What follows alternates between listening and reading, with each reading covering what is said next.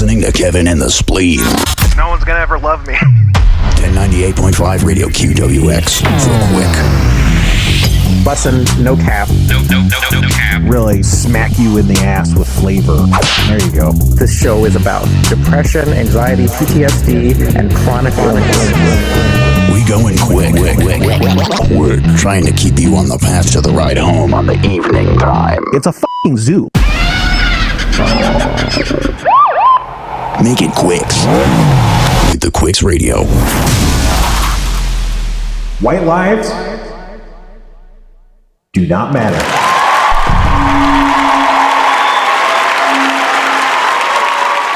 Hey, everybody, what it is, you know what it is, it's Kevin in the Spleen coming at you live, and you know what time it is. That's right, baby, it's time to hit the theme, because Kevin is about to do a freestyle rap to help you with your pinch of the pump. Drop a beat, Kevin, and start flowing for the pump. Oh no, we are definitely not doing that today. Oh my god, no! You know that would make this a bad show. 100% a bad show. The pinch of the pump, it's so powerful. We need to do something about it, though. What can we do about it if you're not willing to freestyle rap? Oh boy, that's a good question. I don't know. To be fair though, I was actually going to text you yesterday because I was in Wisconsin and the gas prices there had dropped below $2 a gallon. So I was going to send a picture to you just to rub that in a little bit.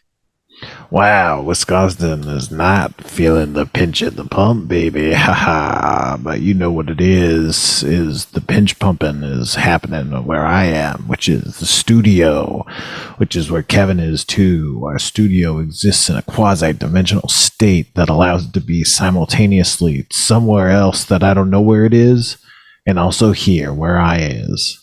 You know what I'm talking about, Kevin. I do. I feel like all of our listeners are in the studio with us right now. Like there's a live audience in front of us cheering us on. Yeah, so you don't want to disappoint the audience. Drop a beat and hit them with a quasi-dimensional rap, Kevin. I don't even have a beat. I know, we don't even have like a beat to drop. Oh God. Okay. That was something, right? That was like a minute and a half, like at least. Right? Yeah. So for those listening, we're sneakily filming this early. You know, we normally don't fess up to that, but I'm out of town this weekend, and so we are you know we're doing this a little bit early. A weird daytime show for us. If you're watching the video, it's bright outside Spencer's place right now, super bright. Oh yeah, it's bright, just like my future. We're doing a pre-record. And I mean, it's Thursday, so the podcast just came out. I listened to the podcast today. It feels earlier than it is, though. I don't know. So it feels like it's still just like we just did the podcast, and I haven't thought of anything to say yet. You know, does that make sense? It does. Do you always listen to the show? Yeah, I am a weird guy. No one ever listens to their own podcasts except for me. It's important because someone's got to care, you know? And it's usually me, is what I've found in the past. And are you just waiting for me to find an editing mistake I made? Well, I do send you when you make editing mistakes, you know. That's where that comes from. It's no, but it's like, I don't know, on Harmontown and stuff would come out really fucked, and like no one would pay attention, and Dustin would be like, it's good, and then I'd be like, I think we gotta fix this. This could be like really bad. Like, and so I don't know. And I just, you know, obviously our podcast is bad and it has errors and stuff, but whenever I'm listening to podcasts and there's like a big error that's like, if someone listened to this down, they probably would have caught this. It bums me out. And so then when I was doing the D&D podcast, I would listen to everything. I would fucking, Kevin, here, get this. Okay, so the back end of the podcast you can upload and stuff. So I would pre-upload the podcast to the website, the podcast, whatever, back end, I guess. I don't know, whatever. whatever. I would wait for it to render and everything and prep the file. And then I would listen to it on the back end in my car through my phone, but through my car speakers to monitor the audio levels and check, because it's like, this is rendered. This is gonna go out on the air. So it's like, if there's anything that, like, not even I fucked up, but if uploading it has fucked up anything, you know, it's gonna be here because this is after it's finally rendered by the fucking thing, you know. And so then I'd listen to it in my car before I would, you know, finalize it. Although, you know, technically speaking, it was finalized because it was already there. I just had to change the date, because you'd put the dates like in the future, or you'd not list it or unlisted or whatever. I don't remember. It's been a while since I fucked with it. You could tell that we don't have anything to talk about. But so I'm just used to just listening down to everything. Also, when for D&D, it was really useful as notes to listen and be like, oh yeah, this is what we did last week, you know, like, and be like, okay, this is what we're gonna do. So that was interesting, because that also put me in a unique position where I was like the only one that like remembered what happened for multiple reasons. Like, not only did they not remember in the moment because they're drunk, but also like I am actively refreshing myself by listening it to get a better sense, and they weren't. Which you know, that's not on them. It's not typical to do that, but it's an interesting part of the dynamic that happened. Boy howdy, you can hear all about it in Paul Scheer's new book. Paul Scheer has a new book, Kevin. I didn't know this. Yeah. What's it about? It's about his life. I don't know. It's his memoirs. That's all I know. I mean, he says that he wrote the book about a lot of the crazy stuff that happened to him that he talks about on the podcast, and people are like, what the fuck are you talking about? And he's like, yeah, it's just, that's what was what happened when I was a kid. And they're like, that's crazy. Your life is insane. And he's like, what are you talking about? You know? But there was, I guess, some weird stuff, not like problematic, but just like some weird, wacky stuff that he's writing about. I don't know. Why am I spending so much time on this? Anyway, so the big headline is Jason isn't dying, as far as I can tell. So we did go to the vet. I paid way too much money. I don't even want to say, but whatever. To get her diagnosed, but it was good because we got 2 diagnostics. We got like blood tests and like body tests, and like x-rays rather. And the blood test turned out fine, which was good because I've been worried about her kidney or whatever since her last visit. And so it said everything was fine system wise, other than maybe she was a little bit like dehydrated and hadn't been eating very much. They said they didn't like have anything in her GI tract, which is not good, I think, because she hadn't been eating. But they said she had gas, but they didn't think that was why. Although they said maybe it was like a big flare up of her IBD, which is just the thing that she has. Looks like irritable bowel disease, which is IBD and IBS, whatever. We're not going to talk about that. But what the X-ray found is that her like her spinal vertebra or whatever are not good. They're like degraded. They used a disease name of some sort, but they didn't write it in the paperwork, so I have to go Google what like disease they said it was. But it seems like you know, she's having problems with some part of her spine. I don't remember what number they said. I gotta call them back and find out. I bet they didn't write it. Whatever. I'll figure it out. But it's not like a paralyzing injury necessarily. I think it basically just means that she's old, and so now that she doesn't move so good. But they said it could come on really fast. They said it could happen like overnight, which that's what I thought was weird about it, is because it was like she was just kind of being like acting like old, like moving around all old. But it's like, but that just happened. So did she hurt herself? Like, what happened? So I got to research whatever. I got to look up this condition and figure out. I mean, it sounds like something that happened to one of my relatives where, like, you know, you got your vertebrae, which are hard bones, and you've got the cartilage, which is kind of the soft, like buffering tissue. Yeah. And the cartilage over time just degrades a little bit, like as you get older, and you don't even notice it up until the point that your bone is touching bone, and then all of a sudden it's like just overnight, all of a sudden you'll start feeling it. Yeah. The thing that sucks is that normally they treat it with anti-inflammatories, but they can't do that because she's on steroids, and I guess those don't mix well, and they can't take her off the steroids because it's more important for the steroids to be treating her IBD than it is to treat her spine, I guess. They gave her some other kind of painkiller, but I don't think she can regularly be taking painkillers necessarily like that, because those kinds they give her are more like heavy duty, I think, if they're not anti-inflammatories.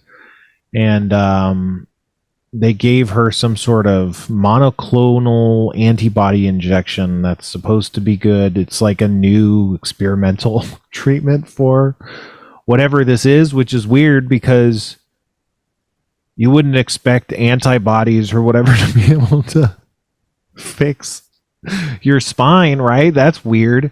So I don't know, but she's actually been moving around a little bit better. She definitely seems more active. She's definitely like, I don't know, it feels like she's always going to be like this, but it feels more, it felt like she was actually sick before, and now it just feels like she's old and is kind of just like, hey, look at me, I'm old. And she's definitely eating and stuff, so I think she's okay for the short term, or you know, the very short term. I'm still not, you know, ruling out the possibility of her just dropping dead within the next month or so. So, but I think she's okay. You know, we've been hanging out and stuff, but you know, she's just not moving as much. It's sad, you know, because it's basically the same as dying. Yeah, Jason's awesome. But it's like, it's the same thing as dying. It just hasn't happened yet. It's just like, it's like, God damn it. It's like living death almost. Fluffy Matt D writes, hey Spencer, has your experience of listening, watching footage of your spell changed over the years? I don't know. I mean, I mostly think I check out most of the stuff I do. I don't know that I've done everything that I've done, but I think I mostly check out the stuff that I do to see how it comes off. Because, you know, sometimes there's editing and stuff, so you're like, I wonder what the editing is. And sometimes it's like, oh, did I do a good job? What does that look like? Sometimes it's like, oh, I wonder what the comments are, you know. So, you know, but it's mostly stuff like that, and I don't think that's really changed that much. I'm always just like, oh, I wonder what the deal is. So for something like Great Minds, were you involved in the editing process, or did you just see it as a finished product when it was done? I don't think I was involved in the editing process. I just, I thought I would have just seen when it was done. But we didn't shoot very much, so it's not like there was a lot to edit in general, you know? But yeah, there definitely, it's not like it wasn't edited, it definitely was. But it was such a tight show that we basically used everything we recorded. Other than... How long, that first, you know, the season that you recorded of that show, how many days did it take to do all of that? How many episodes was that? 12? 13? 10 or 12, yeah, I think. Let's say 10. It was a couple months. Basically, we had a run where we just shoot like 2 every weekend in a row, I think is how it was. 15. I was wrong. It's 15. Yeah, so I think we just tried to shoot as many 2 episodes as we could in one weekend, and it was crazy. I don't think we did 2 every weekend, but yeah, it was pretty hectic. Yeah, I don't know. Man, remember Great Minds? I should probably still just write this for practice or whatever, but I had like a spec script idea for Great Minds where it was like I think it's like they summon, not summon, you know, the portal, the guy comes through the portal, and the guy who comes through, it's Rasputin, and it's played by me, Spencer, and then there's also me, Spencer, playing me, Spencer, and Rasputin is just immediately really violent and trying to like kill people and stuff. And Spencer is like, man, this is crazy. I'm fucking out of here. And Dan's like, no, what are you talking about, man? It's like, this is fine. It's going to be great. And Spencer's like, no, like for real, like I'm out. And then like, basically Rasputin is trying to just kill most of the crew. And they're just trying to stop him from like killing people and like locking themselves in rooms and stuff. And then Dan's like, man, this is hard. Why was Spencer being such like an asshole or whatever? And then it turns out there's like, oh, I gotta apologize to Spencer. And then they go to an arcade, and I'm playing DDR at the arcade for some reason. And then Dan apologizes, and I'm like, whatever, man, just get out of here. And then Rasputin starts playing DDR, and then it's Spencer and Rasputin are playing DDR against each other, and they play DDR so hard that Rasputin just melts into goo, like, they all melt into goo. And then it's like, wow, Spencer saved the day. But yeah, that's the spec script. That's the basic skeleton of it. But could be fun. Charlie M writes, are you going to do a playing Magic episode? No, I don't think so. Maybe some of our Twitch, though. We should do, so I've played a little tiny bit of Magic on Twitch, but maybe we could do like live Magic stuff on Twitch or something a little bit. I don't know. We'll figure it out. But I don't think if you're listening to an audio podcast, I don't think listening to people play Magic sounds very good. I think having video makes it a lot more compelling, But yeah. Okay, Kevin. Look. There's people that hate the sound of food and drink. Did you know about this on the podcast? I did. We've gotten some feedback about that, yes. Yeah. So we're going to try a drink. But I want to try food on this show. But I think we're going to try and we'll try the drink, but I think we're going to try the food at the end of the show so we can timestamp it for misophonic people. Does that make sense? It does, yeah. Okay. So, I don't think this food's going to be that loud either, thankfully. No, I don't think so either. But I think that would be something that would make sense to get in. The thing is, I always feel like more flaily, like I want to pull the rope early for food, And then as the time is like winding down, it's like we could probably get there. We don't need the food, So that's the problem. But it would be good to at least push it to the back or something. Here's the thing I listened to this podcast recently about misophonia. What podcast was that? It was the Illusionist podcast. They were talking about misophonia. And the thing about misophonia is it kind of just is your fault. Like, the only thing that you can really do to reduce your misophonia is like, and this is what the podcast said. And the podcast was very sympathetic towards misophonia, but the things they were saying, I was like, oh, wow, I should be a lot less sympathetic about this. But the thing they said about it is like, the way to make it better is to like learn to deal with it. And that actually is like the only thing that can improve the symptoms, because they've done brain scans, and basically, when they do the brain scans, the brains function the same way. It's just that the agitation response is way, way stronger with no differing like stimulus or anything. There's no, at least that we've found yet, obvious process that like amplifies why this stimulus is hitting so hard. It just is. And there's also a study, like the data also shows when you get mad about it, which is a big part of misophonia, is you're like on the bus and someone's chewing gum and you're like, this motherfucker's chewing gum. All I can think about is chewing gum. It's just all I can hear is chewing gum. Why is this motherfucker chewing gum? He's such a piece of shit. How can you do that to someone? Why can you be so rude that you can like be forcing people to put up with the sound, and it's so bad, and treating people like this? And like that kind of spirally kind of ruminating thought process is a big part of what makes it so bad, which is again just not dealing with it. Which it's not that it's fake and it's not made up. It's just that it's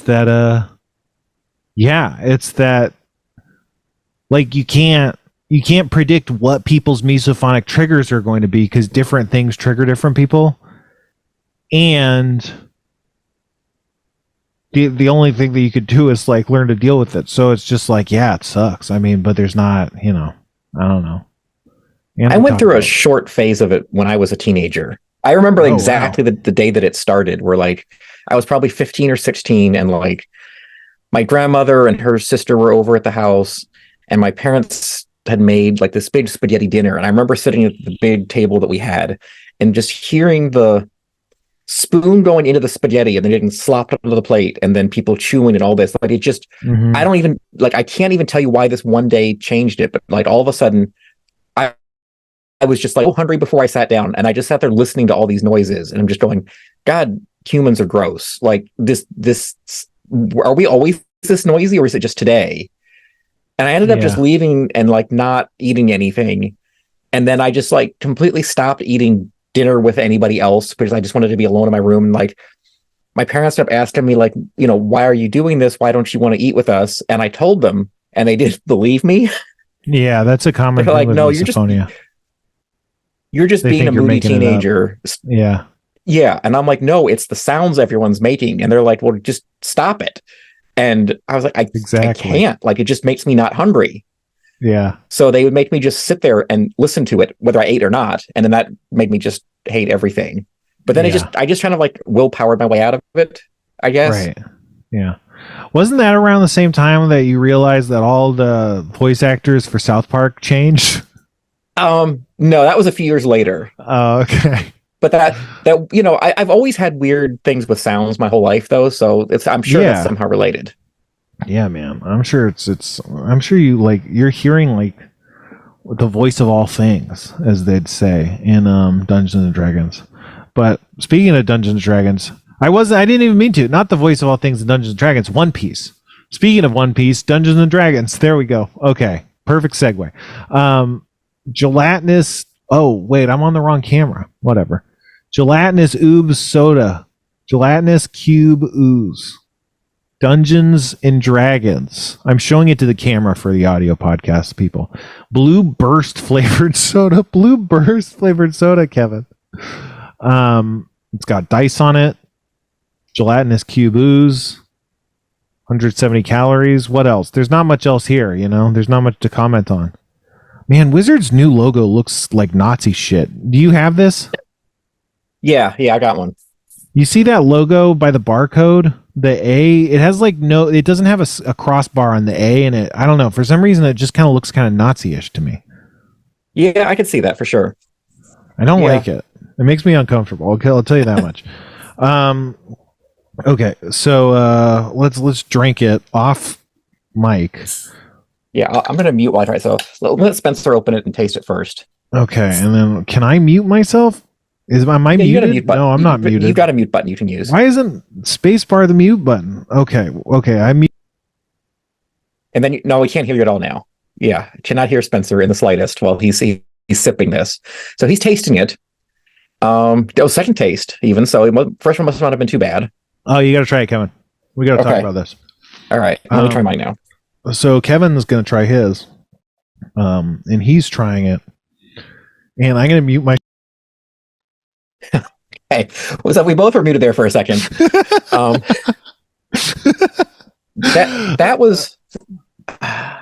That's very blue. It just tastes like blue. It's like blue pixie sticks. Didn't you get like a dry kind of candy kind of flavor? Yeah. It's like that's like obviously soda can be very candy flavored in general, but like I feel like a typical like blue flavored soda wouldn't taste so powder candy flavored. It would be using like soda-y syrups or something. Does that make sense? Yeah, it's definitely a candy kind of taste with some sour. Like that whatever that artificial sour powder is they put on candies to make it sour, like citric acid or something. Yeah. That's what it tastes like to me. I kind of wish it was a bit stronger, like maybe stronger sour, stronger sweet, stronger fruit. I feel like it's a bit muted. It's like a very solid kind of broad note of flavor, I would say, as opposed to like maybe Mountain Dew is more jagged, it has more gaps and more spikes in it, it's definitely not Mountain Dew, right? You can imagine like this being poured into Mountain Dew, or a Mountain Dew version of this, but it wouldn't taste quite like this. But yeah, it's got an interesting viscosity to it. It seems thicker than the average drink. Like, I don't know if that makes any sense, but it's not thin like 7-Up or something. It's got a thickness to it. Yeah, some of that might be psychosomatic, but while you're saying that, I was kind of getting that to an extent too. Yeah, that's weird. I don't know. Like corn syrup, kind of like. Yeah. Yeah. Is there corn syrup in this? Sugar. Well, okay. Sugar can mean anything these days, right? Yeah. It does say sugar, though. It doesn't say high fructose corn syrup, which is a lot of times it does. So maybe that means it is sugar. Maybe that's why it tastes kind of muted. I find that like cane sugar sodas. You remember when they were doing that for a while? Yes. Yeah, the throwback ones and the Yeah, I found those to be a bit muted flavor wise, and not that whatever. I'm not shilling for high fructose corn syrup. I don't care. I think dietitians are like, it's the same fucking shit. It doesn't matter. I mean, it does, but it doesn't matter that much. What I mean by for anybody who wants to try, go ahead. For anybody who wants to try this, I bought this at H&M at the mall. It was just sitting there. Is that H&M? Yes. So our show is sponsored by H&M today. But yeah, I was just going to say that I think some sugars do metabolize a little bit differently, like sucrose or something. So it's not like they're all exactly the same, but I don't think that. I think it's more new agey weirdo people who are like, high fructose corn syrup is like, it's made out of Satan particles or something. It's like, no, it's just sugar. Anyway, whatever. Sugar turns out as poison. Anyone with misophonia, I did just burp. So, fuck. Okay, well, we tried. All right. So, something we got to do. Kevin's been posting questions in the Discord, but something we got to do, I think, is at least get through a couple emails, because we had Abed on last show, and I didn't read the emails that I was going to read. Well, emails that I was going to read? Email I was going to read, I guess, right? Anyway. And I like reading the emails, because then it tells people that they can send us email. And also, this email is from freaking November. We got to catch up, right? That's the thing, is like, you feel bad leaving the emails too long, but then you run out of emails if you read them. This sucks, man. What the fuck am I doing? Whatever. Just got to get through it. No show on Sunday, so we got to do the pre-record, right, Kevin? It's my fault. No, it's not your fault. You're doing great. I'm having a crisis. Okay. Too long to be funny on TikTok. Ed writes, "Hi Spencer, I'm a fan named Ed. I live in Virginia and listen to That Happens on iTunes. In chickpea ... you said you needed emails right around the time you were reading out funny things customer service providers have blurted. Here's an email about a dumb thing I said to 2 Dollar Tree customers, but it's only funny in context. I was a new cashier. I hadn't quite noticed how completely random most people's purchases seemed to be until this particular couple came to my register on maybe my third night.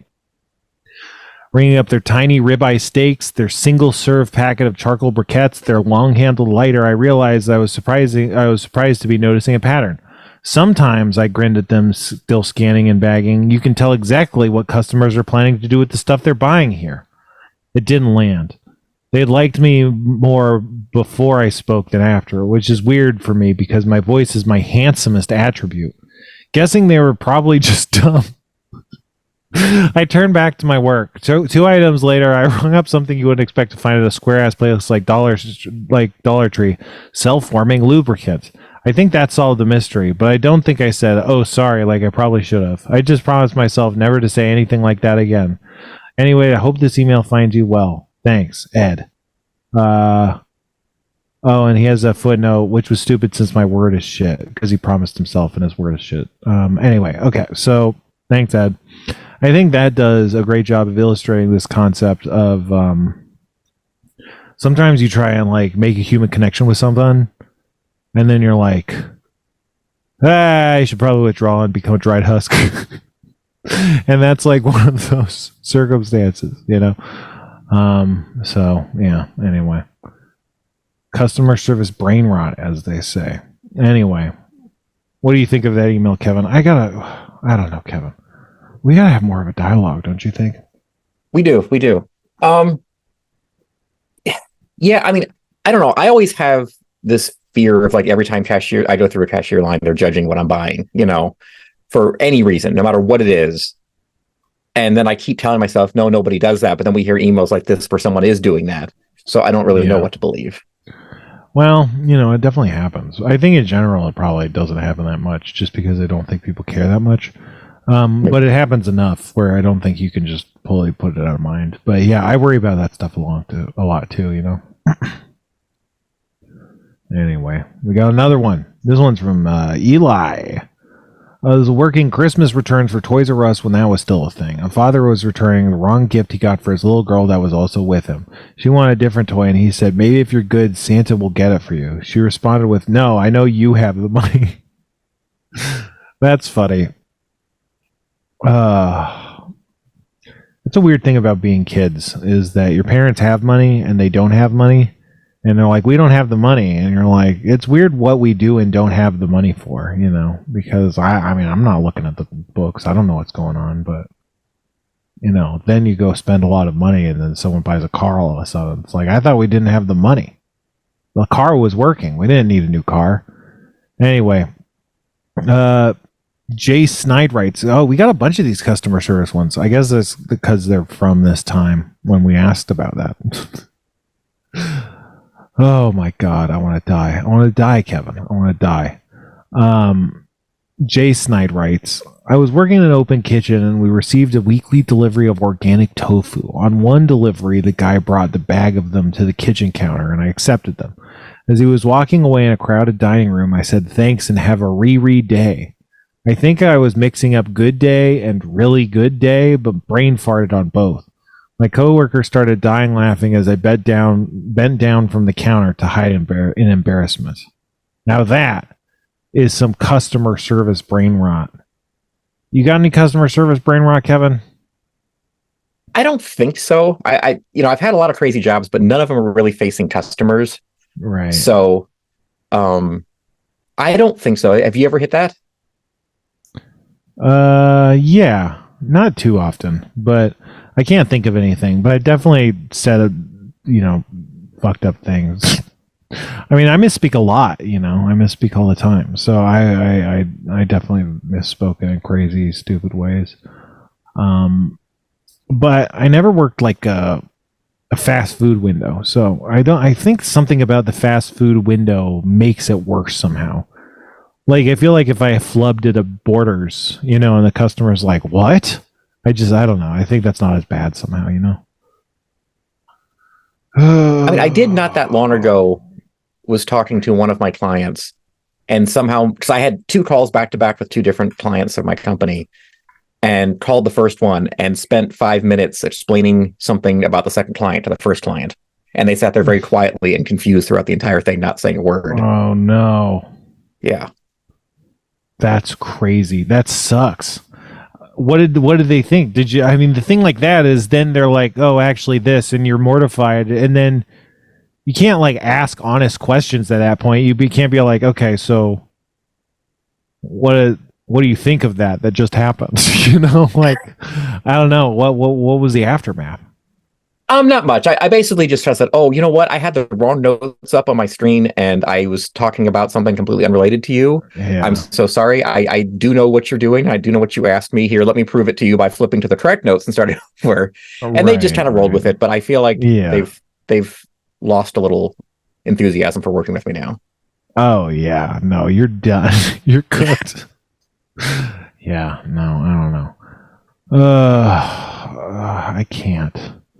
I don't like dealing with customers because they're stupid. You know, that's the thing about customers. They're famously stupid. But, you know, when I got the job at the Apple store, we worked in the back. And then, like, right after I got the job, they started making the people in the back answer the phones. And so suddenly we were, like, taking some of the worst people that ever deal with anybody in the store.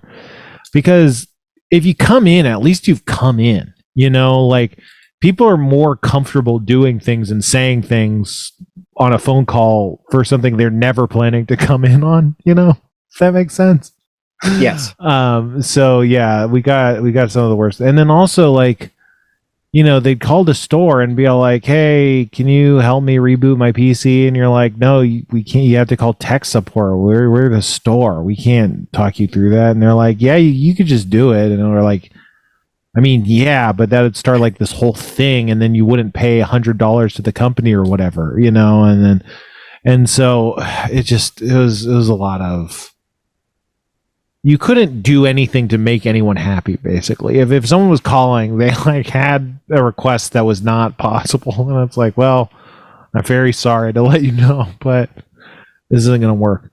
The best thing we could do is book an appointment, and that sucked. That was awful. Like, to take an appointment, you know? I mean, it was fine, but it's like, that was the best case scenario, and that sucked too. Go ahead. Sorry, I cut you off. Do you think Apple kind of brought that on themselves, though, by like pitching so hard of like, hey, you can go into any Apple store and talk to a genius there anytime, and, you know, like, they really hyped that up as being a selling point of buying from them. Do you think that they kind of shot themselves in the foot by making customers think that was okay to do? Oh, yeah, absolutely. I mean, I think it's like, it's not even that they shot themselves at the foot. It's that they've essentially, on some level, it's kind of whatever, reasonable or whatever. But I think it's kind of devious what they've done to monetize, you know, tech support. Whereas, like, I feel like before you could reasonably go in and ask a computer person at a computer store, like, for tips, and they'd tell you stuff. You know, now it's like, oh, either we have to get you an appointment, which the thing about the appointment is more about, you know, pipeline, like how can we logistically handle everything.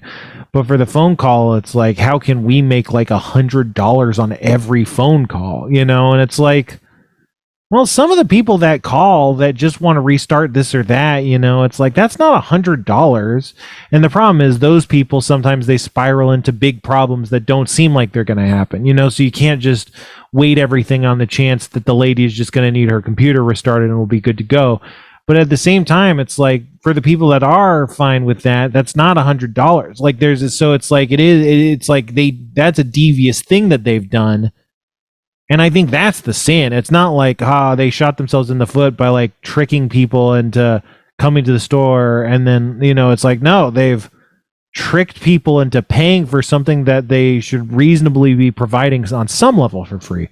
Although, again, that's kind of like what the appointments are too, is the appointments are free unless you have to pay for a fix, you know. But yeah, anyway, whatever. I remember when macOS 10 first came out, and we were one of the few early developers for that. But the only way to get the developer DVDs that you had the software to actually produce Mac apps was you had to create an appointment to go into an Apple store that was this total just nonsense support request so that they would hand you a DVD.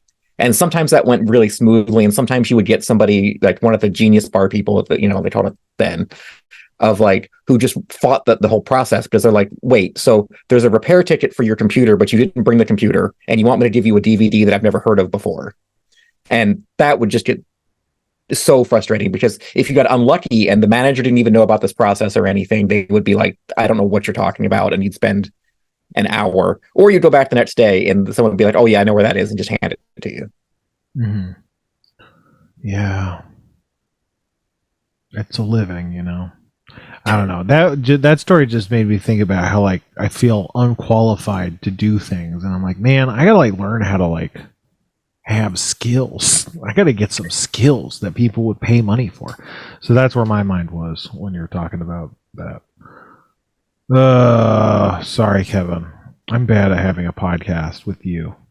We gotta be going at the speed of Kevin. We gotta make my face bigger on the podcast logo, I think. Okay. And then give me a new one. and eventually when my face gets smaller, I think the podcast is gonna have to have a new title, and it has to be The Speed of Kevin. I think The speed of Kevin. Yeah, because it's not very fast. No, I know, but I think that's the speed people need, And they got a need for speed, and it's the speed of Kevin. Speaking of which, Spelljammer in the chat has a question for Kevin. Kevin, what's your pipe dream project? Like something you do, it's like something you've always wanted to be part of or run. I mean, there's a few projects just like kind of connected to this whole area that we're in that I've wanted to do for the longest time. Like my dream that I think I've talked about here before is that I really want to release the Heat Vision and Jack pilot after I've finished restoring it and edited it and everything, so that we can do like a Blu-ray release and maybe include some swag in a box set or something like that. Yeah. That's the pilot that Dan Harmon and Rob Schraub did with Ben Stiller and Jack Black and all these other people that, they made a pilot.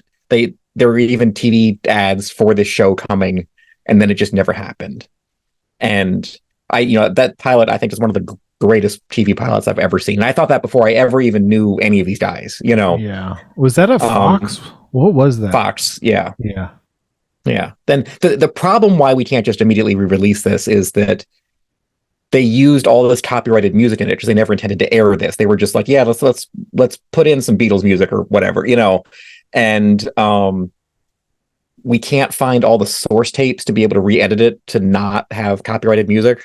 So I was spending forever manually editing the waveforms and stuff to get rid of the music in a couple scenes, and it was doable, but it still didn't sound great. But I'm kind of hoping that sometime in the next year, AI is going to be so good at doing this that we can just feed this all through AI and just say take the music out and it'll be done. Yeah, I wonder.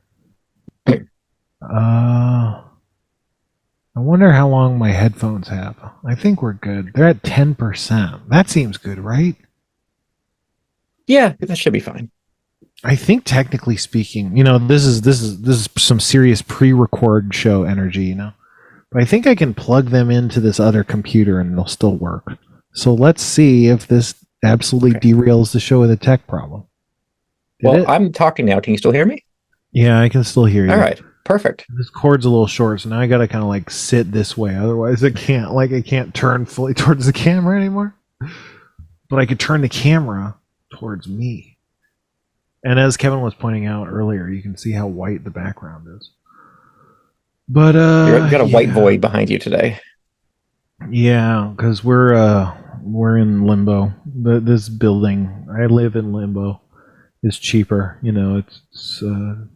It's the only affordable place in Los Angeles is in limbo. Okay. So is there anything else, other pipe dream projects, Kevin? That seems like something that you're kind of almost doing.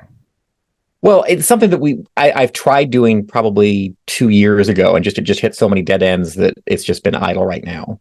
Sure. And there's also a question too that nobody actually knows who owns this pilot. So we were doing all this work in the hopes that we could figure that question out, and I don't know that we still have an answer to that yet.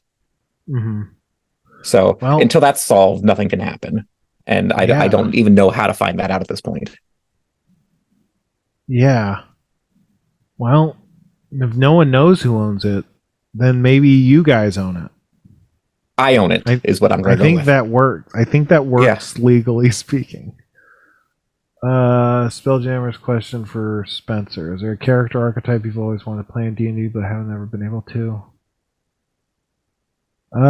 Yeah. I've always wanted to play more of like a strength build rogue.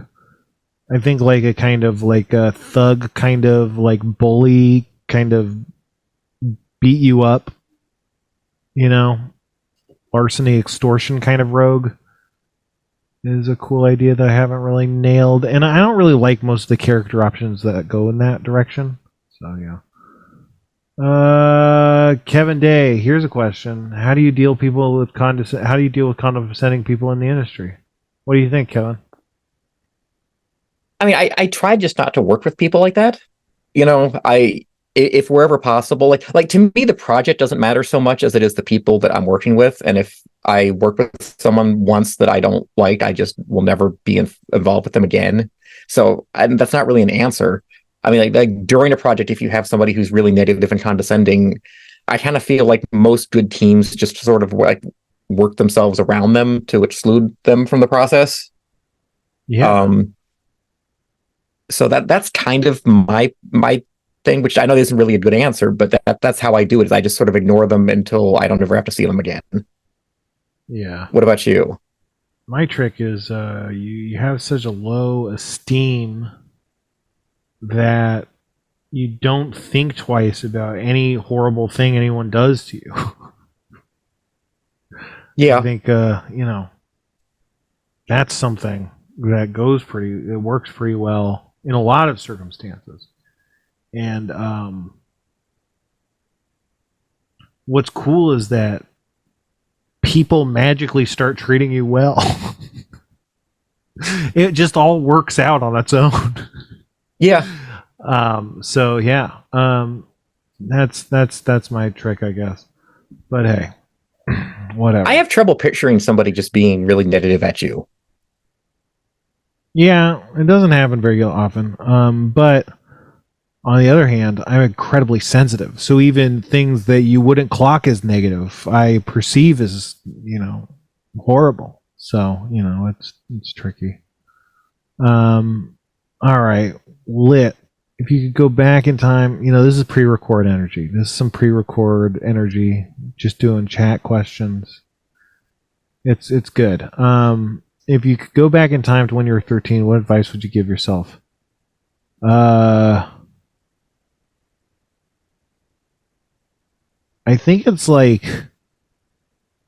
basically do everything. Anytime you were like, oh, I wonder if I should do this or something, just do everything. I don't think there was anything that I was like, oh, don't do this.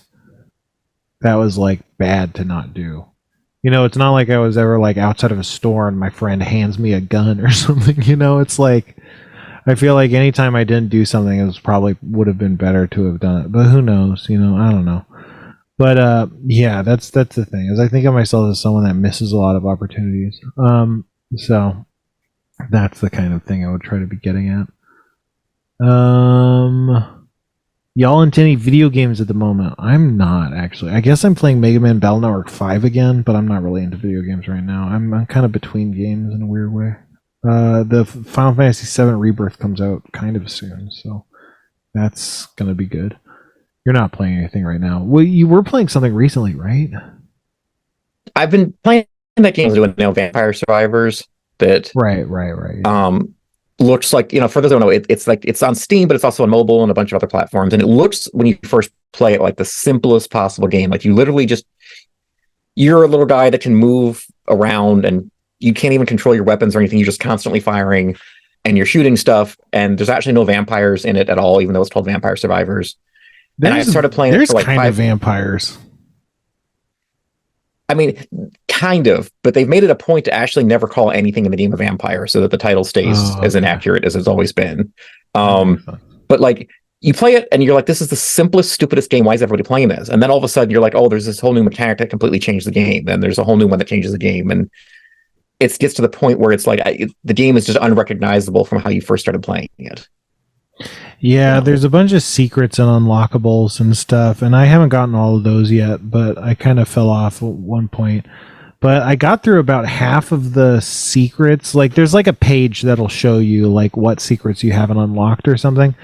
And I was doing a pretty good job. It's a really great game. I mean, it was only on the phone, it's only a couple bucks, I think, right? And you'll fucking get at the very least, I would be surprised if you don't get 20 hours out of it, in a short period of time. And if that's all you get, it's that's $3, man. That's good. That's not, it's better than anything. And it's a kind of game you can put down for 2 weeks and just pick back up right where you left off and not be bad at it. Yeah, I just like it because like there's some games that are hard to play, but it's the kind of game you can just pick up, and so it's great as like the kind of game that's like, oh, I'm gonna play this in line for something game, like while I'm waiting in a waiting room or something, which is not all games are good for that kind of thing, but it's really good for that for sure. I should play more of that. Anyway, Sebby writes, Kevin is keeping Spencer on the short leash tonight. Yeah, we got to get a longer cord so this doesn't happen. I used to get a lot of the longer cords, but lately I've been only buying the short ones. I feel like the quality of every charge cord has just gotten awful lately. Yeah, they all break within a month for me now, and I'm not doing anything crazy with them. I know it's really bad. It's not good. Every time one of my like Apple cords disintegrates, I'm like, these Apple cords fucking suck. I'm just gonna get a third party one, and then it's like, because it'll be cheaper, and I'm sure it won't last that long. But it's like, at least then it's not spending all the money. And then the third party ones, they go bad in like literally 1 week, and it's like, wow, okay. I thought this like Apple one was really bad, but it's like, even if I am getting these third party ones for like $5, it's still, you're gonna end up spending more on $5 cords than you would on just one fucking Apple one. But whatever. Oh, you guys, one of these days we'll be looking back on this and laughing and being like, man, remember wouldn't that make this a successful podcast then? If our listeners are laughing to it. Oh no, I was imagining this being like a clip of a footage. Well, this is embarrassing to admit, but there's more narrative to come. But there's like it was a clip of a documentary about the successful life of like the brilliant and illustrious, Kevin Day. And you're a Hollywood superstar, and they're trying to figure out how you did it all, and they're like, and imagine they didn't know back then he would listen to Spencer talk. Spencer was there too. I'm like the bad guy of the film. I think I turn into the like the Obadiah Stane or whatever. You seem to self-cast yourself as the villain in a lot of things. Yeah, because I'm not winning. I'm not a hero. Like it seems, and everyone hates me, right? So it all fits. It all flows very naturally, right? I mean, I think if you had to pick, for let's say the Harmontown documentary, if you had to pick a hero of that story, it would have to be you. Yeah, but you could argue that story was kind of engineered to create me as a hero. Or it's just telling the story. Yeah. But that story's over. Now it's a story of me being bad and not being in Hollywood and trying to be a writer and stuff and not know anything. Hold on. I gotta close my door. Oh, Jason, it's so sad. Jason's so sad. She just kind of like walks all weird around now. Hold on. Ugh. Well, I mean, I think I could probably describe you as just the most aggressively kind person I've ever known. Does that make sense? Like for those people who aren't from the Los Angeles area or haven't traveled there, LAX is the worst place on earth. And you offered like during rush hour to come pick me up from the airport once on just for no reason, just because, nobody does that. Do you know anybody else? That was fun. It was fun. But like, that was still though, like 90 minutes of garbage traffic before you even saw me. Yeah, no, I know. I like driving though. But it was fine. But that was fun. That's the thing, is most people, if they picked you up from LAX, they wouldn't have a good time, and I don't know what the fuck that is. I don't know what to do with that information. Like, and that was the night too that even though this was a domestic flight, for some reason our plane landed at the international terminal, so I wasn't even where I told you I would be. So you had to like make another loop around or something. Oh, that's fine. That happens all the time at airports. Yeah. But no, I don't know. But you can say that I'm nice, but everybody hates me. They're not going to like me more. That's why they're the good Discord, because they know better than to trust a charlatan like me, Ugh. But you know what they shouldn't trust? Is soda? No, not soda. Sicilian pizza space food. All right, Misophonics. I don't think know. this is going to make any noise. I hope not. I'm just saying that, like, we're going to maybe be eating food, and there's probably not going to be anything good for the rest of the show anyway, so you're probably good to clock out. You know, if you maybe just want to turn the volume down and let it keep playing because it helps our metrics, but, you know, whatever. But, okay, so Kevin, I think the term has got a wild hair up his ass to try Russian astronaut food. Is that how you would describe this? Yes. Yeah, they're like these big tubes, bigger than like a toothpaste tube, kind of like the tube you get like oil paints in, kind of. Yeah. What else comes in a tube like this? Like certain kinds of epoxy. Yeah. At Home Depot, you can get in a tube like this. It's pretty intense. It's like a metal toothpaste tube. Right. And these apparently are authentic, like surplus cosmonaut meals. And it's like just this big tube of different flavors. Like, you got more than I did, but I've got French fries, borscht, and Sicilian pizza. Wow. And just like the Home Depot caulking tubes, the caps have a spike on them to punch through the perforation. So this is gonna suck, huh? I mean, I wasn't worried about it before, but now I am. There was liquid in here. Oh no. There's liquid. Yeah, I think you're supposed to like work it around a little bit before should we massage it? Yeah, you gotta kind of work it. Which one are you trying first? Wait a second. Kevin. What? It's recommended to use the product in a heated state, placing the tube in water for 3 to 4 minutes. Well, that's not gonna that's not gonna happen. What flavor do you have? I got the pizza flavor. Yeah, I got the pizza one here too. Okay. We can try that.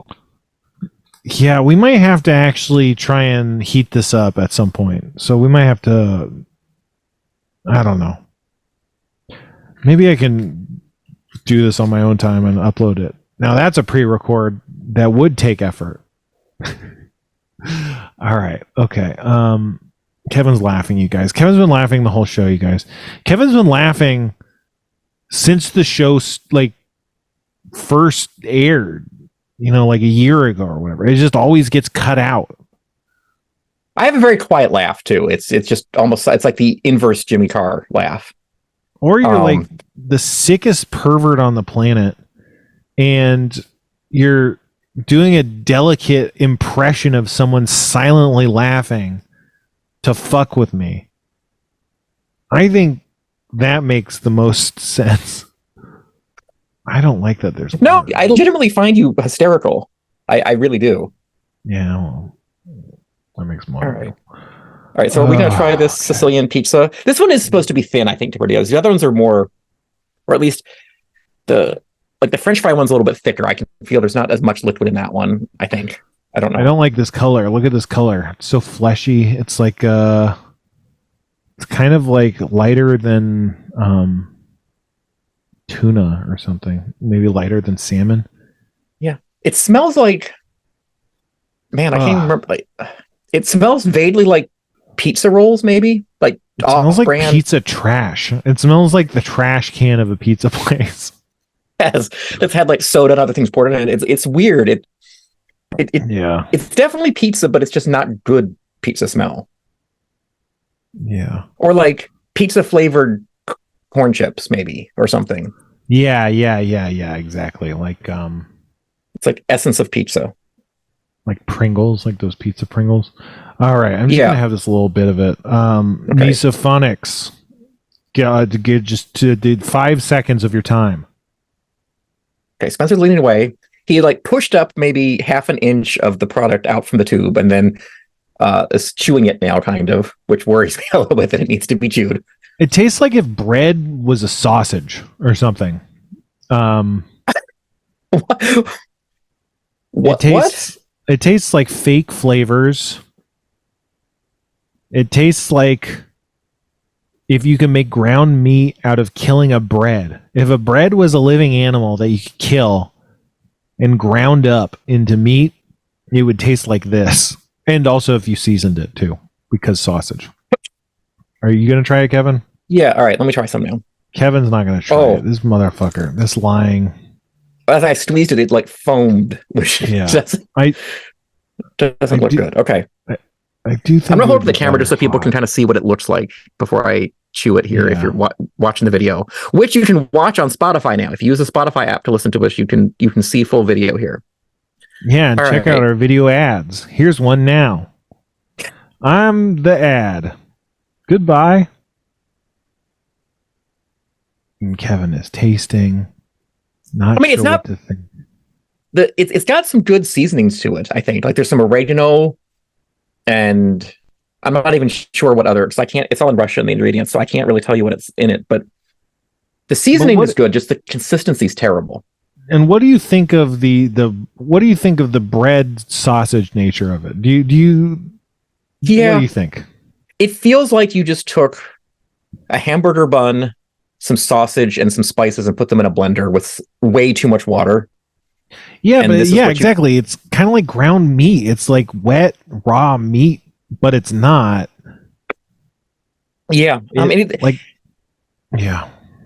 If I was starving, I would eat this for sure. I don't think I would recreationally choose to eat this again. Yeah. What do we say for calories? There's 2 servings of 250 calories. So this is, if you eat this whole thing, that's 500 calories, which, I mean, you're going to need to go through a few of those tubes on the old space station, I think, every day, a couple tubes. Oh, it does have the ingredients in English on here. Yeah. So it's pork ham, high-grade wheat flour, cheese, tomatoes, oil, powdered red pepper, salt, dried yeast, basil, and water. Because it's not oregano, it's basil. That was the tasting. So I like the warning below that. It is forbidden to heat the tube in the microwave oven. That is dangerous. Word for word what it says. Yeah. So the only spices are salt, powdered red pepper, and basil. And tomatoes and cheese, I guess. So I don't know. The smell isn't terrible. I just don't like the consistency.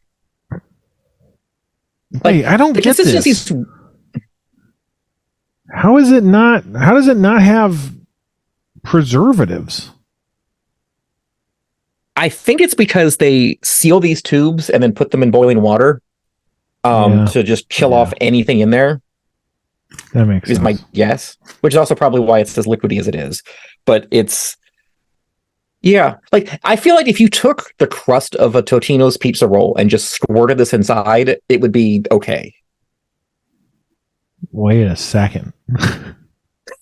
Wait 1 second there. Now that's an idea.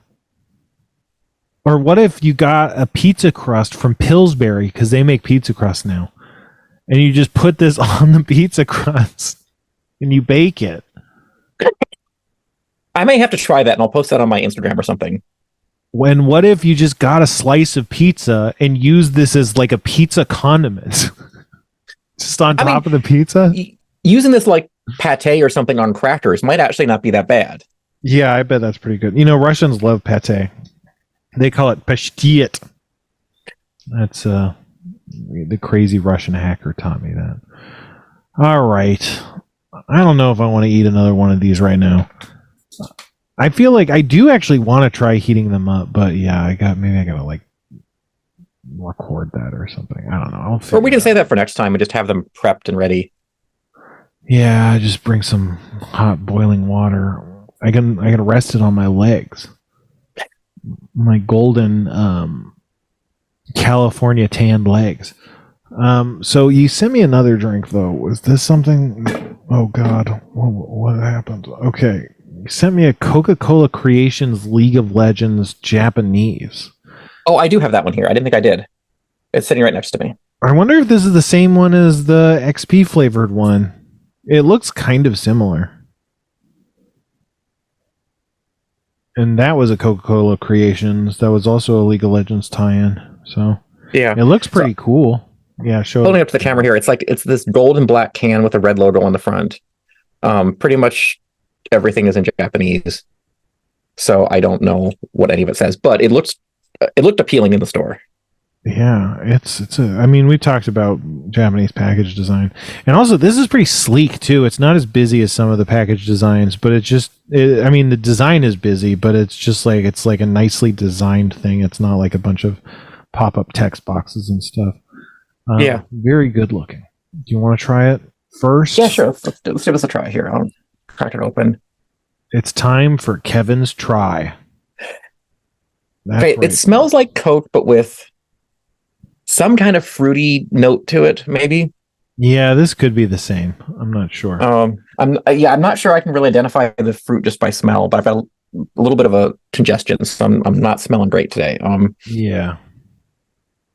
Before the I'm podcast, not sure. Kevin mentioned that he might have to drop out of the show for a couple minutes, but he told me that Abed wasn't here to fill in.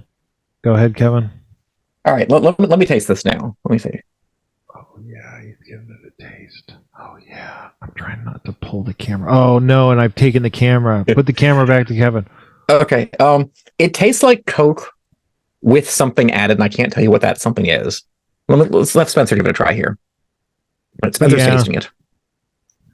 It honestly does taste a little bit different than the XP flavor, but I think it's just the XP flavored. It tastes vaguely banana-ish. It's kind of like tropical fruity flavored, like juicy fruit a little bit. Yeah, like a pineapple banana, kind of creamy. Yeah, exactly. Pineapple banana. Mm-hmm. Yeah, I can tastes see like that. It's no calories, right? Yeah, it does. It's got a weird metallic taste to it. Yeah, so it's no sugar, zero sugar. I think it's just the League of Legends one. Well, that would be interesting to learn about. Well, hopefully that wasn't too much noise for the misophobes, because I forgot to call that one out before I drank it on the microphone. Kevin, I didn't hear any noise, so I think we're good. Okay, I'll play it back, and if it was horrible, I will mute it. Yeah, can we get a quick playback on that? Actually, can we? I need the ability to do that. Yeah, we got to go to Video Village. Okay. That's the problem, is you haven't built a Video Village. I think if you had one, it would have been able to catch that, right? Yeah, it takes a village to raise a podcast. It takes a video to village of Johnny Depp. I got another email to read. Oh no, the misophobes who've tuned out, they're not going to have seen this. Oh no. Okay, Kevin, put this at the front of the show. Warning, misophobes. We said that we would be eating for the rest of the podcast, but we didn't. So at 7 minutes left, which is a normal timestamp that will make sense to you, go there and we'll have stopped making misophobic remarks. Oh, that's not going to be right, though, because we have the credits that count towards that now. No, skip but ahead. It would have made sense if it wasn't. Yeah, skip ahead to an hour and 6 minutes in. Okay, perfect. Hour 6 minutes. Thank you. Also, Kevin, don't actually put this at the front of the show. Okay, I won't. Okay, perfect. I probably would have forgotten anyway. I think that's gonna solve all of our problems. John writes. John writes, suggestion for Spencer. Uh-oh. I don't know about this email, John. Hi, Spencer. Have you ever thought about making an audio drama as a way to get your writing out into the world without having to rely on the corpos? I write, direct, produce a horror anthology podcast, and it's been a great way to get my work to the public without a lot of the expenses or headaches of the industry, which I don't have access to since I'm not in LA and don't have professional contacts or an agent.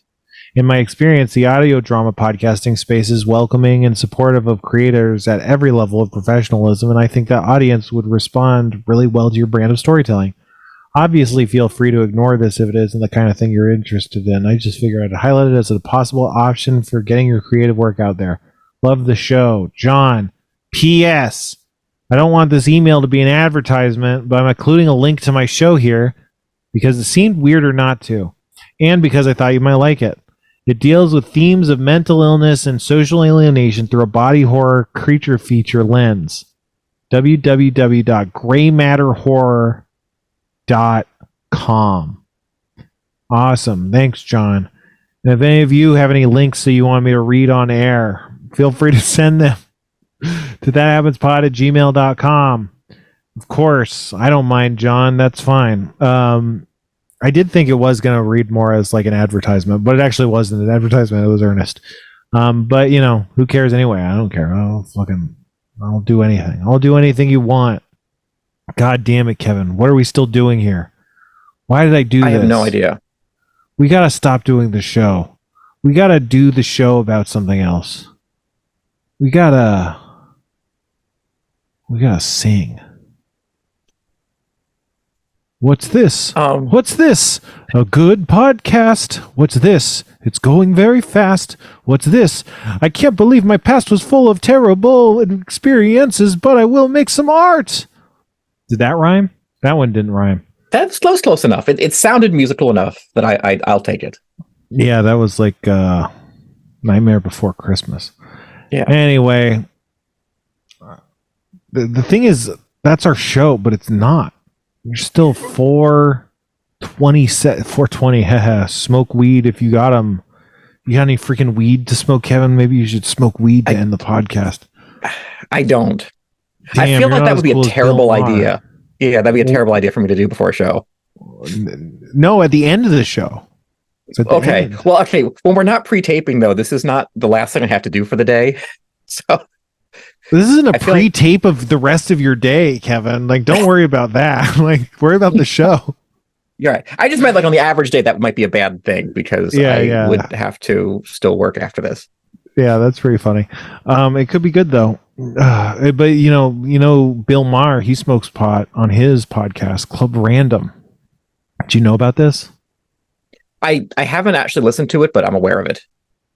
I hear tell that he tries to get his guests to smoke pot, and then he will smoke pot and blow it in their face, and they'll be like, "What the fuck are you doing?" It'll be like, "It's called shotgunning, man. It's called shotgunning." Anyway, the woke mafia or whatever, you know. So that's kind of what it's like on Club Random. We should go on Club Random. Do you think we should reach out to Bill Maher? We could. What would our pitch be? Do you think we should? I mean, I would enjoy talking to him. I just don't know if I would have anything to add to his show. What would our pitch be? What are you talking about? This is That Happens. Hold on. Oh, I almost ended the show.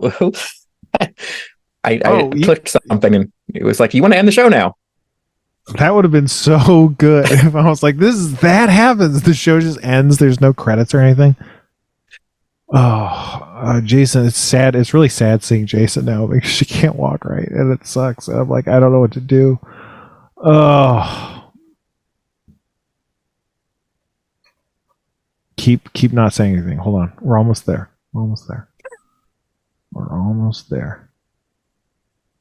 Does the podcast not have a main? Anyway, we'd simply tell Bill Maher, here's the pitch. Rising from the ashes like some sort of podcasting phoenix, hosts Jeff B. Davis, whose line it isn't anyway, and Spencer Crittenden, Harmontown, embark on the most courageous and groundbreaking mission ever conceived, talking into microphones. Join our heroes as they fearlessly wade into a myriad of topics and takes as they crack wise and make merry with and without special guests. Oh, and they play Dungeons and Dragons sometimes. That Happens, a podcast. And if that doesn't sell them on it, I don't know what will. I feel like he would have the same reaction to probably what most of the people who like discover this podcast and tune into it is that we're selling them on Jeff Davis and then they're getting me. Mm-hmm. And I don't know I don't think Bill Maher would appreciate that. Well, I think what most people's reactions to that would be is I miss Harmontown. I think that most of the people who read it, they look at that and go like, wow, this sure isn't Harmontown. Like, wow, this is a podcast that's not that. That's all the information I need to move on with my life. I think that's the main reaction we get. I wonder if that's how Bill Maher would react. Because it feels like, we're advertising like we have the best lettuce anywhere. And so people are coming to us going, hey, I needed some lettuce for my sandwich. And then instead we're giving them apricots. And even if the apricots are great, they still want lettuce. Yeah. It's like you can't put apricots into tacos. Right. It's like, and I would argue that apricots are probably more valuable than lettuce. But at the same time, it doesn't make them work in tacos. They just aren't for that. They're for other stuff, Yes.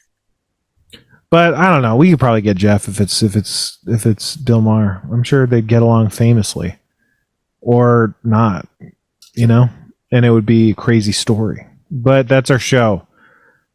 God damn it.